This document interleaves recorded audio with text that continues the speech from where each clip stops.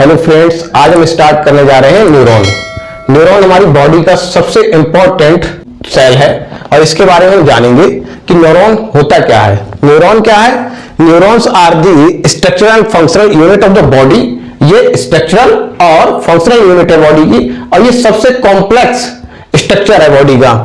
100 billions of neuron in our body, 100 millions के करीब जो न्यूरॉन्स है हमारी बॉडी में पाए जाते हैं। Most of their numbers in the brain, सबसे ज्यादा जो न्यूरॉन होते हैं वो कहां होते हैं नंबर में? ब्रेन में, सबसे ज्यादा ब्रेन में होते हैं। और ये क्या करते हैं? ये जनरेट और ट्रांसमिट करते हैं इंपल्स को। क्या करते हैं? जनरेट और ट्रांसमिट करते हैं इंपल्स को। और ये क्या कहलाता है? एक्शन पोटेंशियल कहलाता है।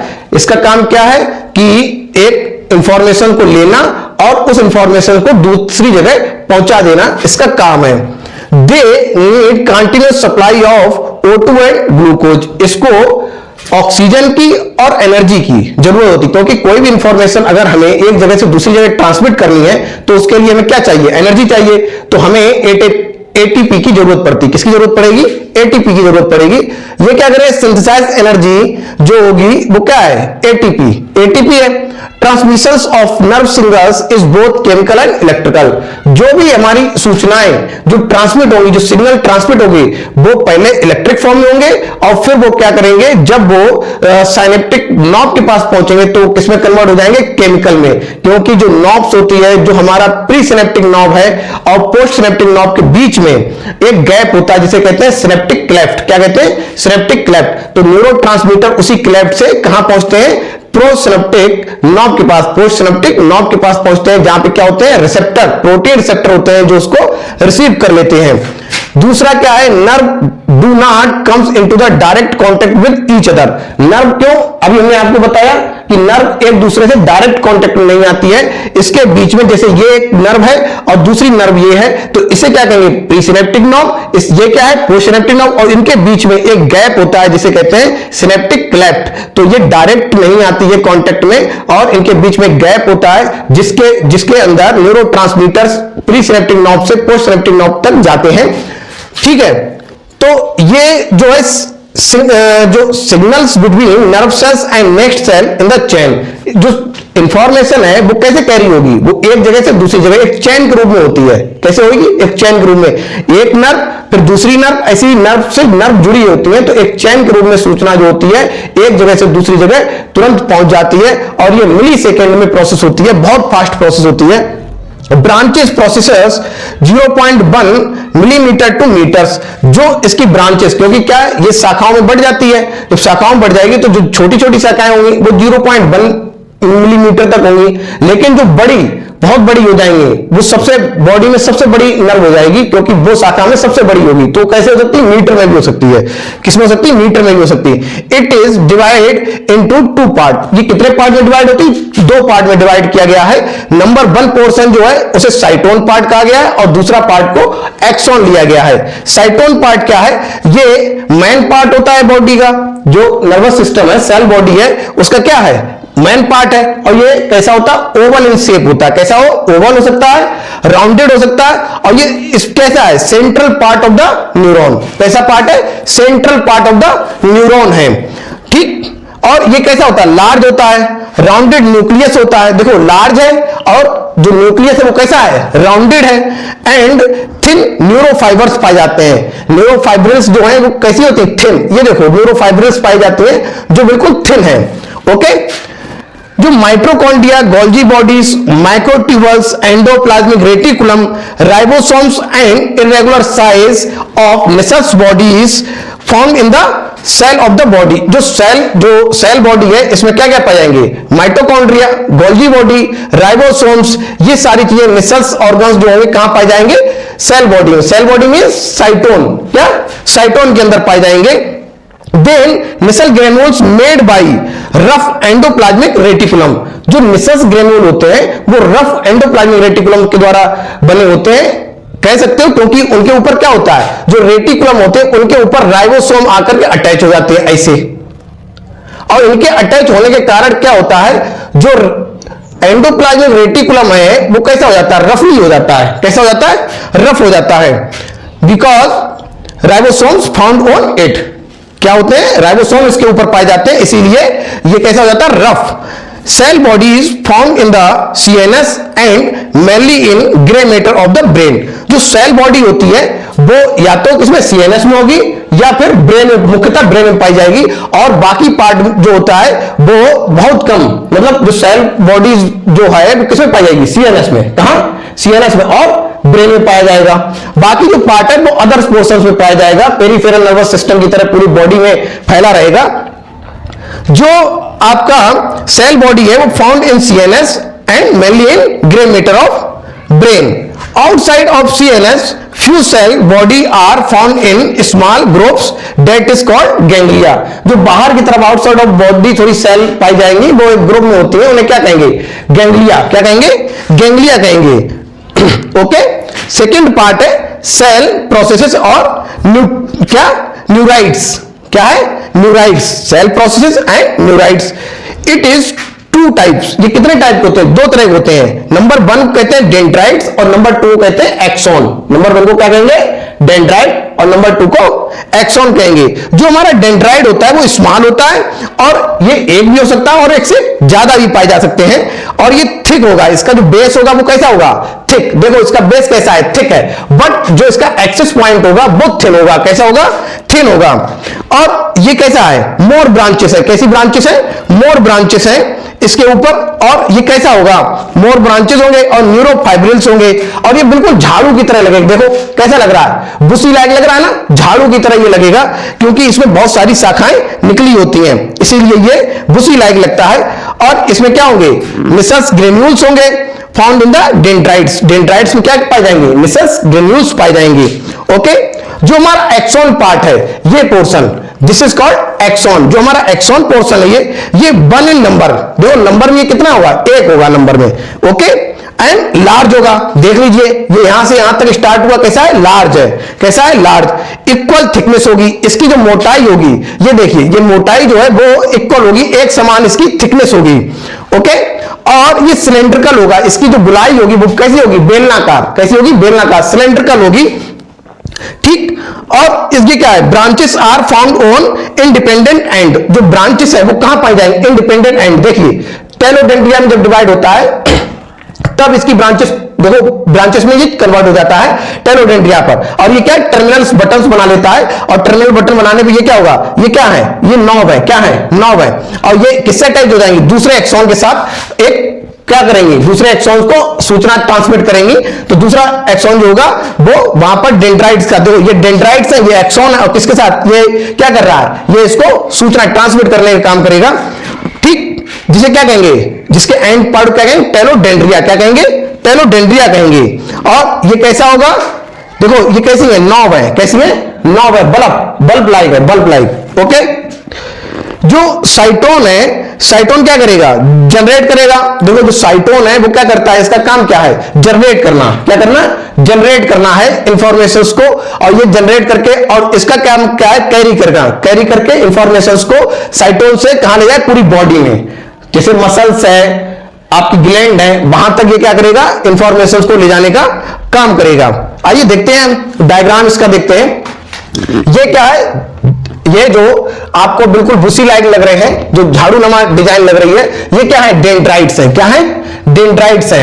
इसका ये पोर्शंस जिसमें एक द्रव्य भरा रहता है, इसे क्या कहते हैं, साइटोप्लाज्म। क्या कहते हैं, साइटोप्लाज्म कहेंगे। और ये जो है इसे क्या कहेंगे, nucleus. This is the central part of the साइटोन। क्या कहेंगे, न्यूक्लियस कहेंगे।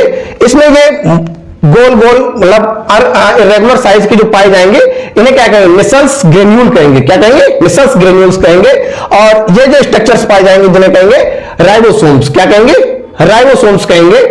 और ये जो पोर्शन है जो एनर्जी देगा, जो एनर्जी क्रिएट करता है और एनर्जी प्रोवाइड भी कराएगा, इसे कहेंगे माइटोकॉन्ड्रिया। क्या कहेंगे, माइटोकॉन्ड्रिया। ये यहां पर क्या पाए जाएंगे, पूरी गोल्जी बॉडीज पाए जाते हैं। ये क्या है, ये सारी चीजें, ये एंडोप्लाज्मिक रेटिकुलम्स है, एंडोप्लाज्मिक रेटिकुलम। और this portion is called the nucleus of Schwann cell. क्या कहेंगे, न्यूक्लियस ऑफ स्वान सेल कहेंगे। जो न्यूक्लियस ऑफ स्वान सेल है, इसमें क्या होगा, न्यूरोलेमा। ओके, जिस पोर्शन देखो हमने कट करके दिखाया है, ये जो कट पोर्शन है इसे क्या कहेंगे, न्यूरोलेमा कहेंगे। ये जो डॉटेड डॉटेड है इसे क्या कहेंगे, साइटोप्लाज्म भरा होता है। और ये कवर्ड होता है, किसके थ्रू होता है कवर्ड, किसके, माइलिन शीथ से कवर्ड होता है। ओके, जो ये पोर्शन है, ये छोटे छोटे जो महीन बिल्कुल पतले से पाए जाएंगे, इन्हें कहेंगे न्यूरोफाइब्रिल्स। क्या कहेंगे, न्यूरोफाइब्रिल्स कहेंगे। और ये पोर्शन कहेंगे एक्सॉन हिलॉक, एक्सॉन हिलॉक कहेंगे। और ये कैसा होता है, कोन लाइक होता है स्ट्रक्चर। कैसा होता है, कोन लाइक स्ट्रक्चर होता है। जब कभी जो साइटोन में कोई सिंथेसिस होती है, जब सिंथेसिस किसी आइटम की सिंथेसिस हो जाएगी, तो कुछ टाइम तक वो जो इंफॉर्मेशन है, जो आइटम्स जो सिंथेसिस है, वो क्या होगी, स्टोर रहेगी। यहां पर, कहां पर, एक्सॉन हिलॉक में थोड़ी देर के लिए वो स्टोर रहती है। This portion is called nucleus of Schwann cell. क्या कहलाएगा, न्यूक्लियस ऑफ स्वान सेल कहलाएगा। जब हम इसको काटते हैं तो दिस इज कॉल्ड न्यूरोलेमा। क्या कहेंगे, न्यूरोलेमा कहेंगे। और जो इसके अंदर फ्लूइड रहेगा इसे साइटोप्लाज्म कहते हैं।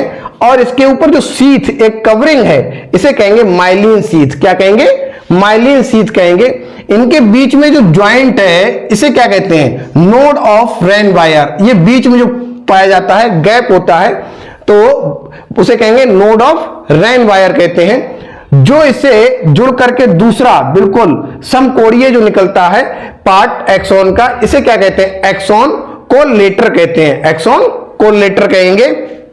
जो इसका ये पोर्शन है, ये क्या है, मसल तसल से कोई सूचना है उसको लाना, इसका काम हो जाता है। ये जो पोर्शन है बिल्कुल सिलेंड्रिकल और बिल्कुल एकदम इक्वल पोर्शन, ये डॉटेड डॉटेड डॉटेड डॉटेड जो है, इसे कहते हैं एक्सॉन। क्या कहेंगे, एक्सॉन कहेंगे।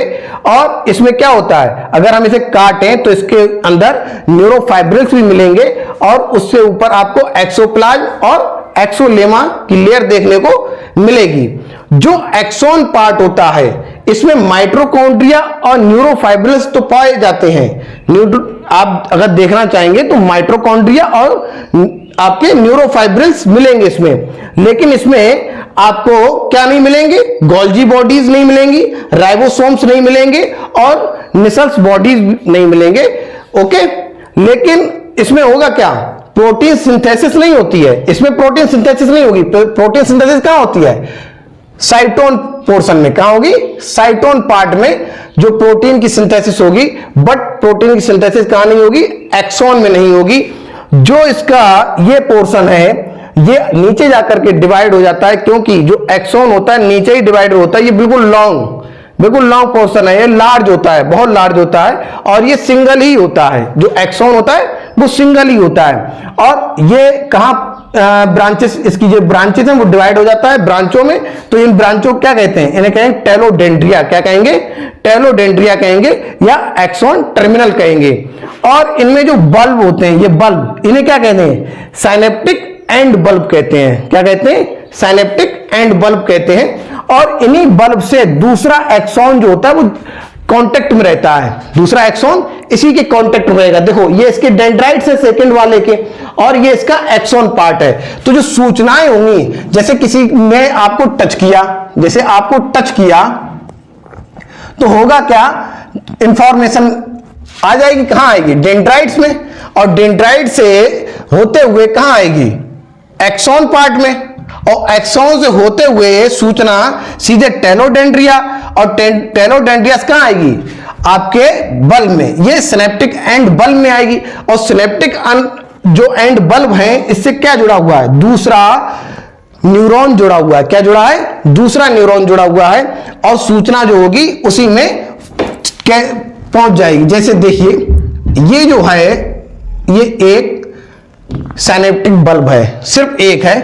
इसके अंदर छोटे छोटे वेसिकल्स होते हैं, इनमें न्यूरोट्रांसमीटर्स फिल रहते हैं। क्या रहते हैं, न्यूरोट्रांसमीटर्स रहते हैं। और माइटोकॉन्ड्रिया, क्योंकि कोई भी इंफॉर्मेशन अगर मैं कहीं भेजनी है तो उसके लिए क्या चाहिए, एनर्जी। तो एनर्जी कब मिलेगी, जब वहां पर क्या हो, माइटोकॉन्ड्रिया। और माइटोकॉन्ड्रिया क्या करेगा, एडीपी को कन्वर्ट कर देगा किसमें, एटीपी में, प्री साइनेप्टिक नॉब। और ये क्या करेगा, ये क्या पोर्शन है, साइनेप्टिक क्लेफ्ट। क्या है, साइनेप्टिक क्लेफ्ट है, ये दरार है, साइनेप्टिक क्लेफ्ट। और दूसरा जो है उसे क्या कहते हैं, पोस्ट साइनेप्टिक नर्व।